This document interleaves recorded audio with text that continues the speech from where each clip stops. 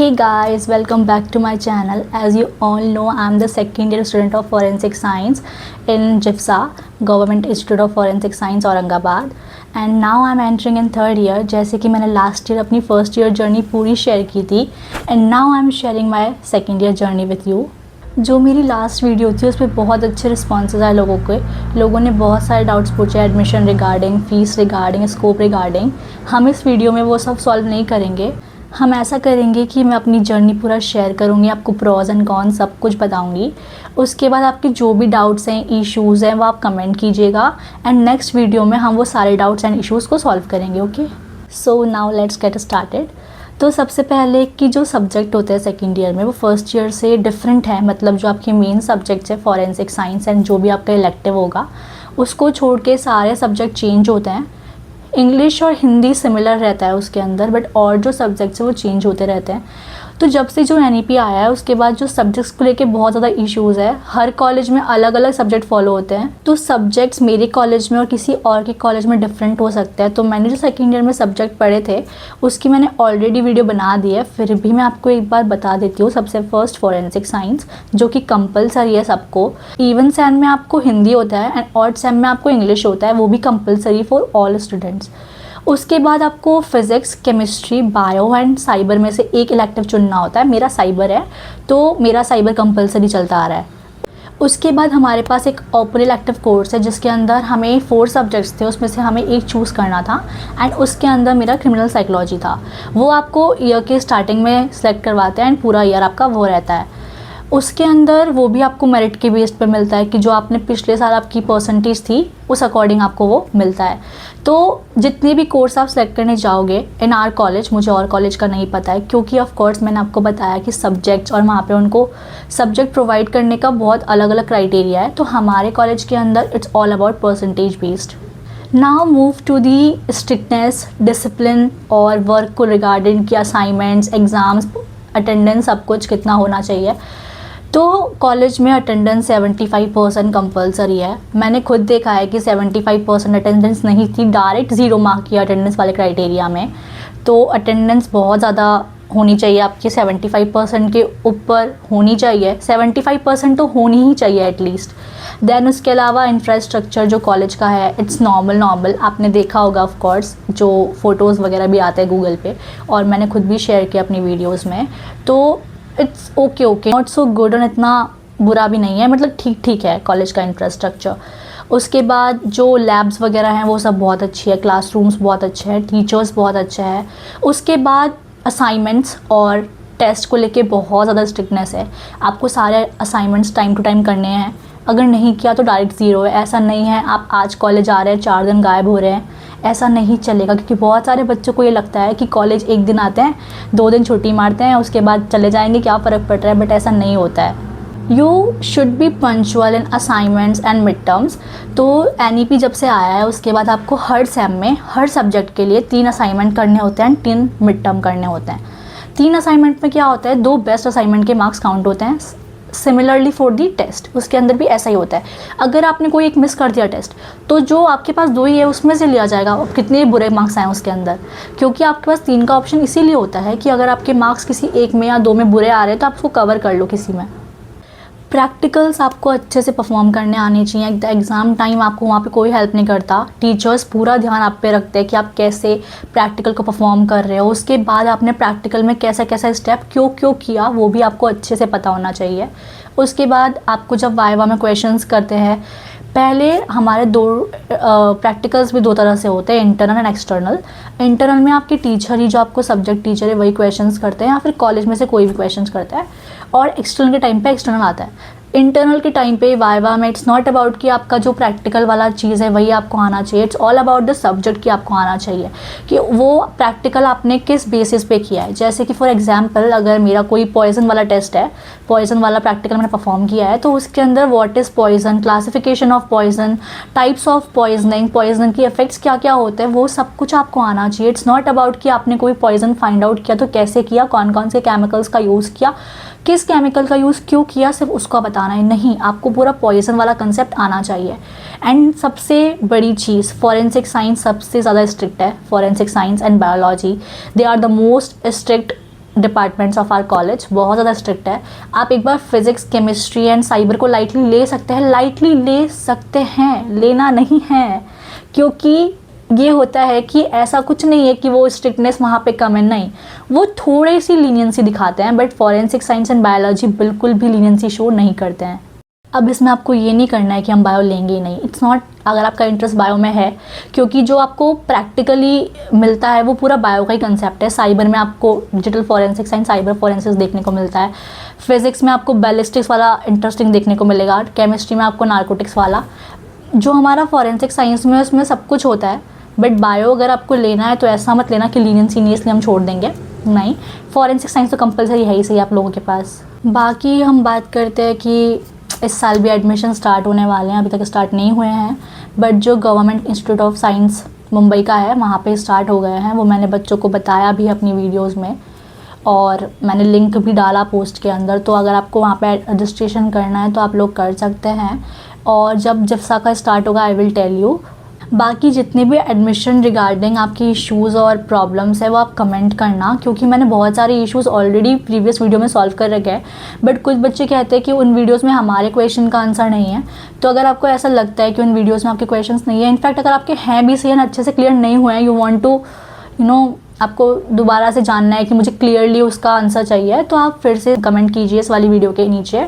हम next video में सारे क्वेश्चंस को अच्छे से सॉल्व करेंगे, उसकी कोई प्रॉब्लम नहीं है। एंड मैं आपको एक चीज़ और बताना चाहती हूँ कि अगर आप जिफ्सा में एडमिशन लेना चाहते हैं, तो अगर आप महाराष्ट्र के कैंडिडेट हैं तो आपकी परसेंटेज 75% अबव होनी चाहिए, जब आपको लगे कि आपका एडमिशन हो सकता है। इट्स नॉट कि एडमिशन हो ही जाएगा अगर आपका 75% अबव है तो नहीं, बट इसमें चांसेस है कि हो सकता है। If you are from other state, आपकी परसेंटेज 90 अबव होनी चाहिए। देखिए कभी कभी होता है कि परसेंटेज अदर स्टेट की 87, 89 भी गई हो, क्योंकि मेरे टाइम पे भी गई है। मेरी खुद की 90.4 थी, एंड जब किसी और मेरे बाद एक और लड़की थी उसकी 89 पॉइंट समथिंग थी, तो वहाँ पे गई थी परसेंटेज। बट हमेशा ज़रूरी नहीं है कि जाए, इट्स ऑल अबाउट कि कितने बच्चों को काउंसलिंग के लिए बुलाया गया है और कितने बच्चे एट द टाइम वहाँ पर प्रेजेंट हैं। उसके अलावा मुझे एक और इम्पॉर्टेंट चीज़ शेयर करनी थी, ये कि हमारा जो कॉलेज है उसमें महाराष्ट्र कैंडिडेट्स के लिए, जो महाराष्ट्र स्टेट के बच्चे हैं उसके लिए कैटेगरीज़ के अकॉर्डिंग भी सीट्स रिजर्व्ड है। जैसे कि VNT categories, I don't know वो कौन सी कैटेगरीज़ होती हैं, उसमें SC, ST, VNC, AB, CA वो मुझे अच्छे से पता नहीं है, बट मैं यहाँ पे डिस्प्ले कर दूँगी वो लिस्ट, एक बार देख लीजिएगा। उसके अंदर ना स्पोर्ट्स के लिए भी है, आर्मी के लिए भी है, डिसेबिलिटी कोटा भी है, ऑर्फनेज का कोटा भी है।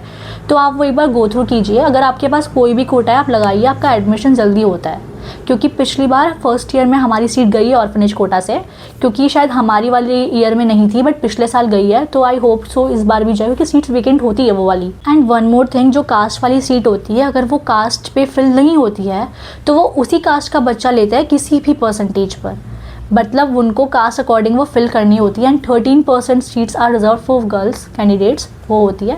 तो अगर आपके पास कोई भी कोटा है तो आप उसको लगवाइए। And Maharashtra state candidates, it's very important कि अगर आप लोग हैं एंड आपके पास आपका कास्ट सर्टिफिकेट नहीं है तो उसे बनवाइए।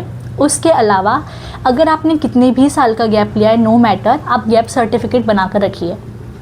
कुछ इंपॉर्टेंट डॉक्यूमेंट्स होते हैं जो बहुत इंपॉर्टेंट है जब आप एडमिशन के लिए जाते हैं वहाँ पे, तो वो ऑलरेडी मैंने वीडियो बना रखी है, उस अकॉर्डिंग डॉक्यूमेंट्स को भी रेडी रखिएगा अगर आपका काउंसलिंग में नेम आता है। जैसे मैं बता सकती हूँ कि अगर अदर स्टेट है तो 91% से अबव वालों का लगभग आ जाता है, क्योंकि स्टार्टिंग के टाइम पे ना जो सीट्स है वो 5 है, बट वो काउंसलिंग के लिए 25 को कॉल करते हैं। सेम चीज़ जितना काउंसलिंग है उससे वो 5 टाइम ज़्यादा कॉल करते हैं। सो जर्नी के बारे में कंटिन्यू करते हैं। तो सबसे पहले जब हमारा सेकेंड ईयर स्टार्ट हुआ हमने सब्जेक्ट्स को लिया, उसके बाद टीचर्स भी नए होते हैं। थर्ड ईयर में तो हमें HODs पढ़ाएंगे मोस्टली, बट सेकेंड ईयर में हमारे टीचर्स चेंज हुए थे, तो टीचर्स ने अच्छा पढ़ाया, ऑफ कोर्स बहुत अच्छा पढ़ाया। फॉरेंसिक साइंस अमेजिंग था, उसके प्रैक्टिकल्स, उसके जितना भी पढ़ाने का तरीका था, इट्स अमेजिंग। कुछ सब्जेक्ट्स होते हैं जो मेजर नहीं है, माइनर में आते हैं, जनरल इलेक्टिव। उसके अलावा हमारा एक स्किल होता है जो मेरा इस बार साइकोथेरेपी एंड काउंसलिंग था, तो अच्छे प्रैक्टिकल्स होते हैं, इट्स इंटरेस्टिंग। फॉरेंसिक साइंस के प्रैक्टिकल्स इंटरेस्टिंग होते हैं। इस बार मुझे साइबर में नेटवर्किंग था, मतलब इस सेमेस्टर में। पिछले सेमेस्टर में डेटा स्ट्रक्चर था, तो सब कुछ अच्छा था, मतलब इंटरेस्टिंग लगता है आपको पढ़ते टाइम। एंड एक और चीज़, अगर आप साइबर में आते हैं तो जो फर्स्ट सेकंड थर्ड ईयर है, मतलब बैचलर्स की डिग्री है, उसके थ्रू आउट आपको कंप्यूटर साइंस समझने को मिलता है, नॉट फॉरेंसिक। आपको साइबर का फॉरेंसिक में काम मास्टर्स में समझने को मिलता है, अभी नहीं। तो अगर किसी को लग रहा है कि हम फर्स्ट ईयर में जाएंगे डायरेक्ट हमें हैकिंग, एथिकल हैकिंग सिखा दिया जाएगा, तो ऐसा नहीं होता है।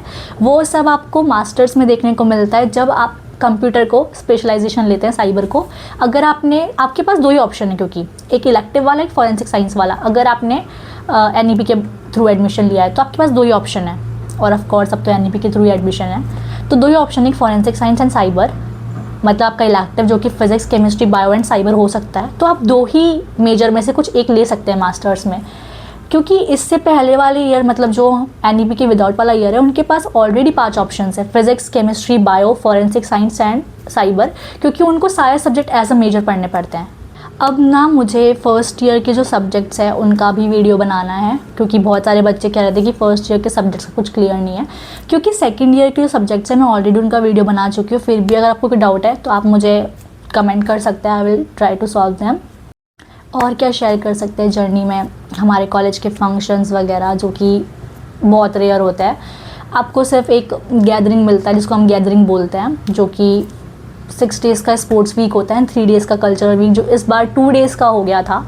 तो थोड़ी स्ट्रिक्टनेस है, बाकी ऐसा कुछ नहीं है। कॉलेज बहुत अच्छा है, पढ़ाई बहुत अच्छी है, इनफैक्ट फॉरेंसिक का स्कोप भी बहुत अच्छा है। बट अगर किसी को लग रहा है कि ये मेरा बैकअप ऑप्शन है, इट्स लाइक कि मुझे बस कुछ तो करना है तो मैं फॉरेंसिक्स में जा रहा हूँ, तो ऐसा मत कीजिए प्लीज़। अपने इंटरेस्ट के साथ आइए, क्योंकि सबसे मेन चीज़ इंटरेस्ट होता है। अगर आपको किसी चीज़ में इंटरेस्ट नहीं है तो आगे जाके आप उसे परेशान हो जाओगे, आपको ऐसा लगेगा मैंने क्यों किया है ये चीज़। तो एटलीस्ट आपका इंटरेस्ट होना चाहिए, अदरवाइज़ बहुत सारी फील्ड्स हैं। Just try to find out your interest किस में है, क्योंकि इट्स नॉट अबाउट कि आपको बस पढ़ना है, कुछ तो करना है, कर लेंगे कुछ भी। कभी कभी लाइफ में इम्पॉर्टेंट होता है कि अपनी पैशन को फॉलो करो, अपनी इच्छाओं को फॉलो करो, क्योंकि हमेशा वो हैप्पीनेस देगा आपको। ऐसा नहीं है कि आपने फॉरेंसिक साइंस कर लिया, हमने कुछ तो जॉब ले ली, पैसा कमा रहे, लाइफ सेट है, नहीं। वहाँ पे एक रिग्रेट होता है कि यार ये नहीं करना था, बस कर रहे हैं, चल रही है ज़िंदगी। वो नहीं होना चाहिए। रिग्रेट सबसे बुरी चीज़ है, नहीं होनी चाहिए कि हम वो कर लेते काश। तो प्लीज़ अपने पैशन को चुनिए, आपका जिसमें इंटरेस्ट है उसमें जाइए। फॉरेंसिक साइंस बहुत अच्छा फैसिनेटिंग सब्जेक्ट है, but it's all about interest. अगर आपका इंटरेस्ट नहीं है, आप बैकअप ऑप्शन है कि कुछ नहीं मिल रहा, चलो फॉरेंसिक साइंस में चल पड़ते हैं, क्योंकि सारे बच्चे यही कर रहे हैं, उनका इंटरेस्ट ही नहीं है। They are just doing it for the कि हमें कुछ तो डिग्री चाहिए। असाइनमेंट्स को प्रॉपर्ली करो, प्रैक्टिकल्स अच्छे से परफॉर्म करो, है ना, फैसिनेटिंग। लाइफ में हमेशा बिजी रहना चाहिए। मुझे ना पहले लगता था कि लाइफ में हमेशा फ्री रहो, ज़िंदगी में फ्री रहो, मतलब क्या है, इतना हैक्टिक नहीं होना चाहिए लाइफ में। आप सुबह उठ रहे हो, कॉलेज जा रहे हो, उसके बाद अपना काम कर रहे हो आके। बट कभी कभी लगता है कि लाइफ में बिजी रहना चाहिए, अच्छा लगता है। एंड मैंने खुद ये चीज़ महसूस करी है कि अगर आप पहले फ्री रहते ना, मैं और ज़्यादा उस टाइम पे आलसी हो रही थी। आई वॉज लाइक कि सोते रहते हैं, क्यों कॉलेज जाना है, let skip this class. But नहीं होना चाहिए। अगर आप hectic throughout the day ना, आपको बहुत प्रोडक्टिव फील होता है, ऐसा लगता है कि कुछ तो किया है यार ज़िंदगी में, मतलब कुछ तो अच्छा फील हो रहा है। तो इट्स वेरी इंपॉर्टेंट। तो हमारा जो फॉरेंसिक साइंस का स्केड्यूल है वो हैक्टिक है। कभी कभी ऐसा होता है कि कुछ दिन हैक्टिक नहीं होगा, but Monday and Tuesday are the most hectic. वो डिपेंड करता है कि आपका जो प्रैक्टिकल्स वाला टाइमिंग है, क्योंकि फर्स्ट ईयर में क्या है ना, फॉरेंसिक साइंस और साइकोलॉजी वो मेन सब्जेक्ट्स में आते हैं, तो उन दोनों के प्रैक्टिकल्स थोड़े लंबे जाते हैं, तो उस अकॉर्डिंग ना वो वाले डेज़ हैक्टिक हो जाते हैं। बट बाकी जो नॉर्मल डेज़ चलते हैं वो कभी कभी होता है कि पूरे कॉलेज के में सिर्फ सुबह पढ़ा हमने, दिन वाला टाइम पूरा गया। So now this is the ending कि मेरा सेकेंड ईयर अच्छा गया, it was like very good at all. तो अभी हमारा सेकेंड ईयर के लास्ट सेम का रिज़ल्ट नहीं आया, मतलब लास्ट सेम का रिज़ल्ट नहीं आया है, तो होप सो कि इस बार भी अच्छा रिज़ल्ट आया। मेरा बाकी जो पिछले के लास्ट 3 सेम्स उसमें अच्छा आया है। If you want to know my result, वैसे रिज़ल्ट तक तो क्या ही नो करोगे, फिर भी पूछ सकते हो कि कितनी रिज़ल्ट अच्छा होता है। अच्छा मतलब अच्छा लगता है। अगर आपको टीचर्स चाहते हैं कि अप्रिशिएट तो करें एटलीस्ट। बच्चा को क्या होता है ना, कुछ बच्चे ऐसे होते हैं उनको लगता है हमें टीचर्स अप्रिशिएट करने चाहिए। मैं उनमें से नहीं हूँ, बट कभी कभी लगता है एटलीस्ट जो आपने इतने सालों से करे आए उस पर तो खड़े उतरे। ऐसा नहीं कि कुछ बर्बाद ही हो गया कॉलेज में जाके। So guys, this is the ending of our second year journey. If you have any doubts regarding forensic science admission procedure, कुछ भी doubt है, then comment me on this YouTube video on this video only and I will try to solve all of them। बहुत सारे बच्चे मुझे Instagram पे connect होते हैं, मुझे बहुत अच्छा लगता है, लिटरली बहुत अच्छा लगता है। पिछली बार भी जब बहुत सारे बच्चों का एडमिशन के रिगार्डिंग चीज़ें हुई थी और कुछ बच्चों के एडमिशन भी हुए, तो बहुत अच्छा लगता है जब वो बोलते हैं thank you for your guidance. I know मैं इतनी बड़ी नहीं हूँ किसी को गाइड कर पाऊँ, बट फिर भी आई ट्राई माई बेस्ट कि आप लोगों का कुछ ना कुछ तो अच्छा हो। सो thank you so much guys. पिछली बार मुझे बहुत सारा प्यार मिला था इस वीडियो के थ्रू एंड कॉलेज में भी बहुत जूनियर्स ने बहुत अच्छे से ट्रीट किया। सो थैंक यू। और मैं चाहती हूँ कि इस बार भी आप लोगों में से बहुत सारे बच्चे मेरे कॉलेज में एडमिशन लें। And that's it for this video. If you have any doubt please comment me on this video, I will try to solve them. Also you can message me on the Instagram. मैं बहुत कोशिश करती हूँ कि सारे जितने भी Instagram पे DM आते हैं सबके मैं मैसेज कर पाऊँ, बट कभी कभी अगर कोई छूट जाता है तो आई एम रियली सॉरी। वैसे मैं सारे ट्राई करने की कोशिश करती हूँ। यूट्यूब पे मोस्टली होता है कि छूट जाते हैं क्योंकि वो निकल जाते हैं ऊपर, बट इंस्टाग्राम पे मैं सारे सॉल्व करती हूँ। So thank you, bye.